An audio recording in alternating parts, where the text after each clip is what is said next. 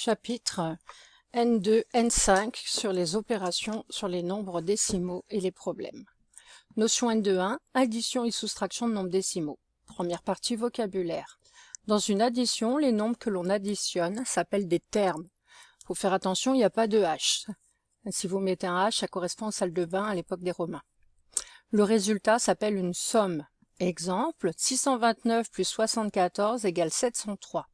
Donc les nombres 629 et 74 sont les termes de l'addition. Et le résultat, donc c'est 703, ça s'appelle la somme.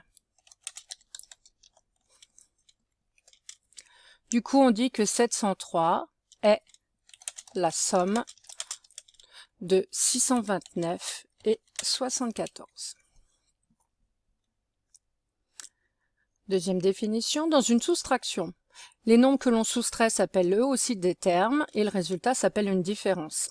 En fait, vous apprendrez en classe de 5e que si dans une addition et une soustraction, les nombres s'appellent des termes, c'est c'est pour une bonne raison, c'est qu'il existe en fait une seule opération qui s'appelle une somme algébrique.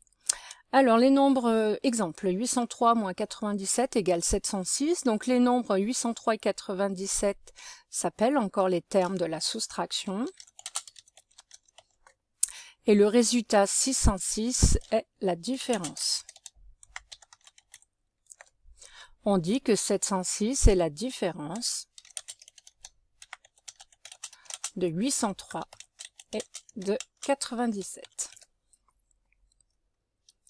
Deuxième partie, calcul posé. Donc, je vais vous demander d'aller voir le cahier à outils, partie méthode, et de lire la vidéo que j'ai mis en ligne pour tout ce qui concerne les additions et soustractions de nombres décimaux. Petit 3, calcul en ligne. Donc, on ajoute ou on soustrait des chiffres de même rang, commençant par les chiffres les plus à droite. Donc, il faut faire attention avec les nombres décimaux de bien ajouter des nombres suivant leur rang. Alors, exemple, premier exemple, 7,4 plus 2,15. Alors, ici, si je regarde le chiffre le plus à droite, c'est un 5, c'est le chiffre des centièmes de 2,15. Par contre, dans 7,4, le 4, c'est le chiffre des dixièmes de 7,4. Donc, je peux pas ajouter, c'est pas le même rang. Donc là, il faut que je pense à rajouter un 0, ici.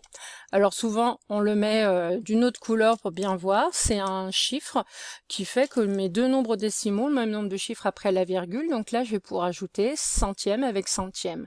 5 plus 0, bah, ça fait 5.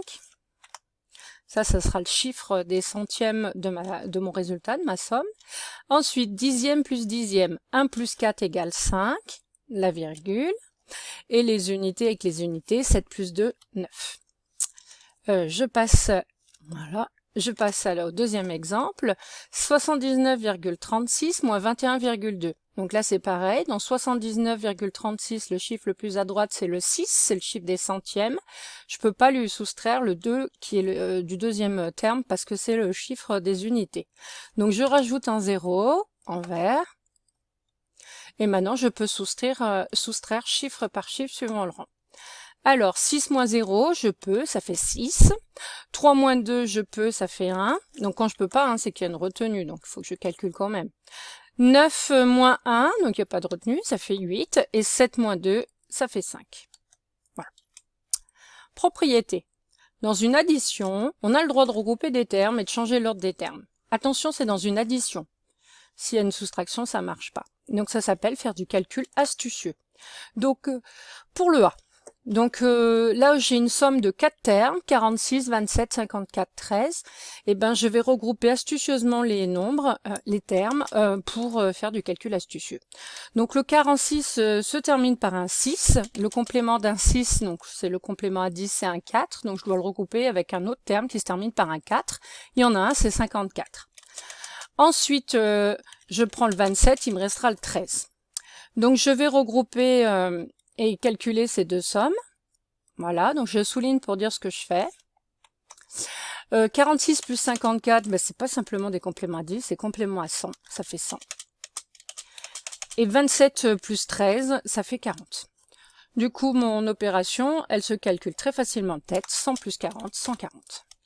Je pense bien encadrer à la règle ou à entourer le résultat. Donc moi, sur l'ordinateur, je vais essayer de l'encadrer. Mais ça marche pas.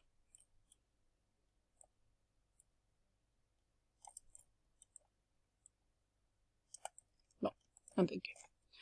Alors sinon je peux entourer, alors quand j'entoure le résultat, je fais attention, je n'entoure pas que la réponse, mais bien le résultat complet. Donc la lettre, le égal et le résultat. Deuxième calcul, B égale 13,4 plus 25,1 plus 7,6 plus 4,9. Donc là c'est avec des nombres décimaux. Alors je prends le premier nombre, 13,4. Ce nombre se termine par un 4, c'est le chiffre des dixièmes, donc le complément à 10 du 4 c'est un 6, donc je cherche un deuxième terme dont le chiffre des dixièmes est un 6. Il y en a un, c'est 7,6, donc je vais les regrouper. Ensuite, il me restera le 25,1 que je vais regrouper avec le 4,9.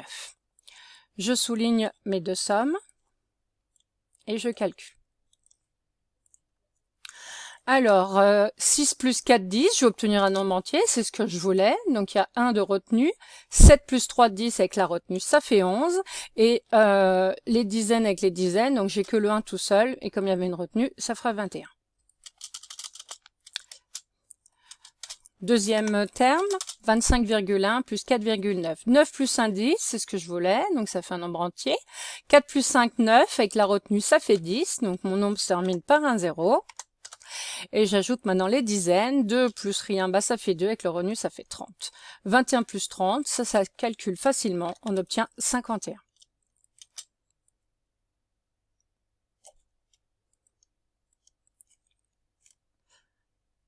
Alors, du coup, j'entoure mon résultat, encore une fois, ou je l'encadre à la règle. Par contre, on n'encadre pas à l'arrache, donc on le fait comme il faut.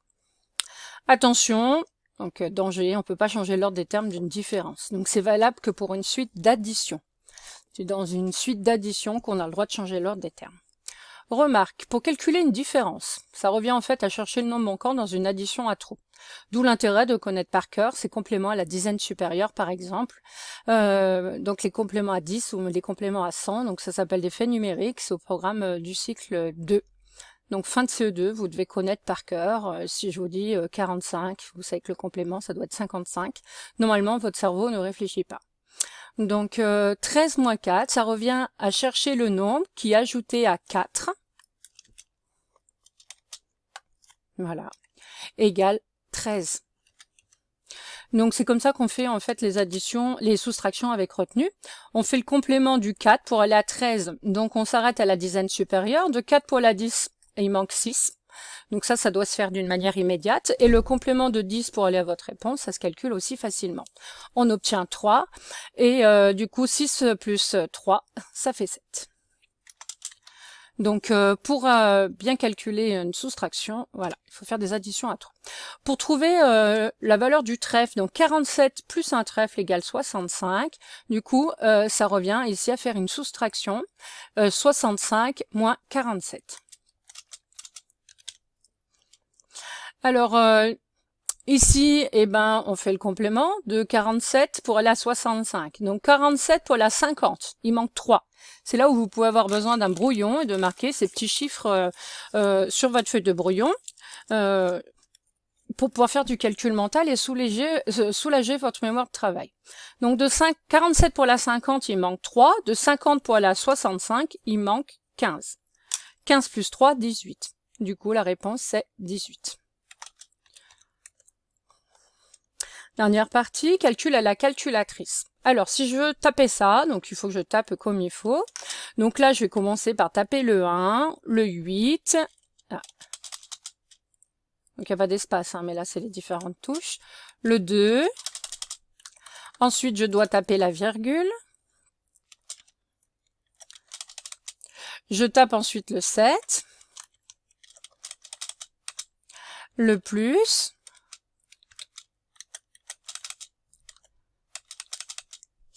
Le 7, la virgule, le 9 et le 2. Alors pour que votre calculatrice vous donne le résultat, il faut exécuter, donc on appuie sur exé. Ça va lancer votre programme.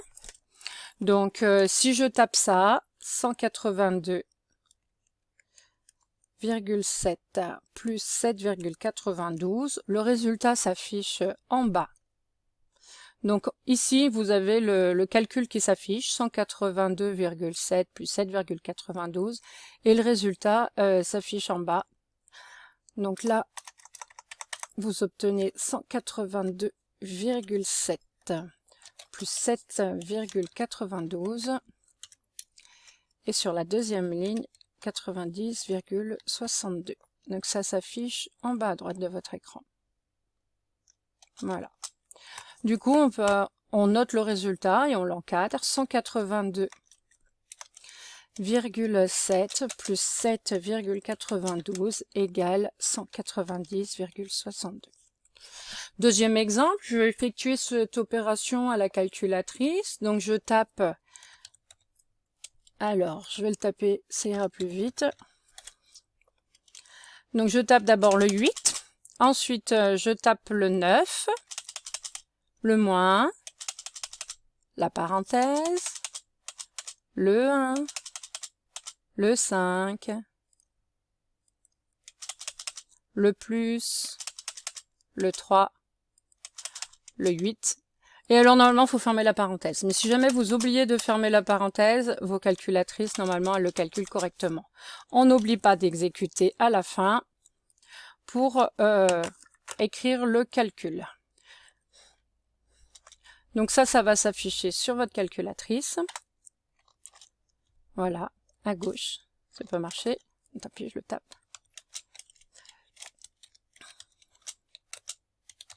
Donc votre calculatrice connaît les priorités d'opération.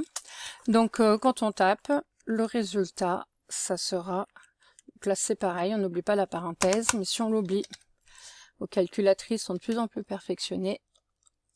Elles fonctionnent quand même. Et on obtient 36. Du coup, on écrit le résultat en ligne. 89 moins 15 plus 38, c'est égal 36. Voilà. Cette première notion est terminée.